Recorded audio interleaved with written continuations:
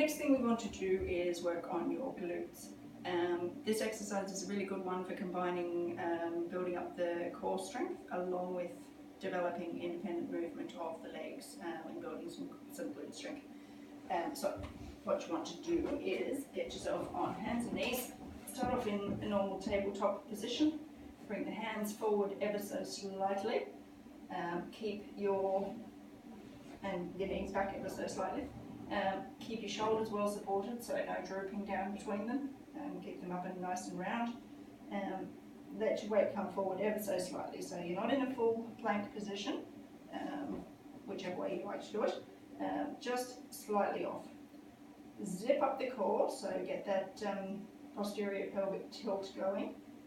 That will switch the core on, and from there you want to start to do your glute stuff.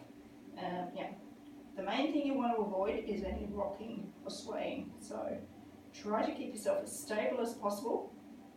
If you've got a wall you can do right next to you, just so that if you feel your hip touch the wall, you know that you're actually swaying. That's a really handy one, or next to the sofa, whichever. So from there, get the core switched on, take the leg out, lock out your knee so that your leg's straight, and then bring it up to the side. So that's quite difficult. Don't expect to come very high. If you come too high, you'll just be extending your lower back and losing that core control. So a few of these, 2 or 3 if you're doing well. Get yourself back down again. Now I'm still rocking a little bit to the side when I'm doing that, so still need to work on that. And then zip up again. Really try to keep yourself stable. Look out the leg and up.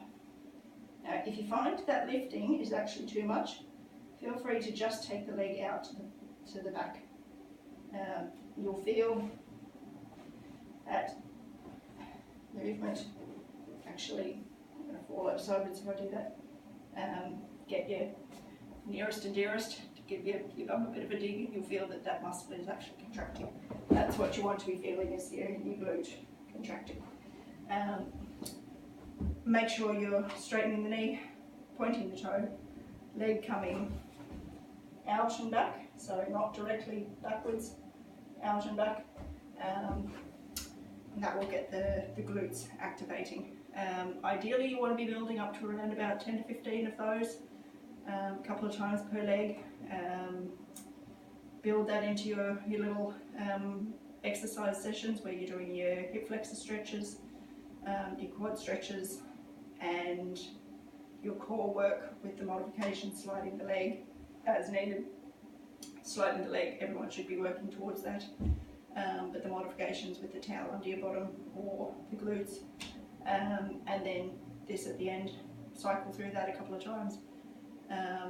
Start to think about how these movements and the control of your body is affecting you when you're sitting in the saddle, how it's working towards getting an independent seat of your leg aids, being able to use your upper body independent of your pelvis.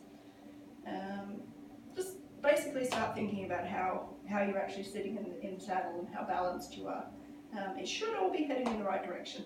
Now, it's a marathon, it's not a sprint, it's not going to fix you overnight. As always, if you're finding that something is really sticky or you're getting pain, do seek some help from an osteopath or similar. Quite often when your body just really will not cooperate, it's because something isn't moving. That's worth working out. As I've mentioned, I'm desperately looking forward to my own osteo session this week coming, because my pelvis just isn't quite as straight as it could be. It is improving, but I know that the treatment will actually make life a whole lot easier. So yeah, up to it. Any questions or feedback, definitely pop it under the video. And yeah, hopefully we're all heading in the right direction.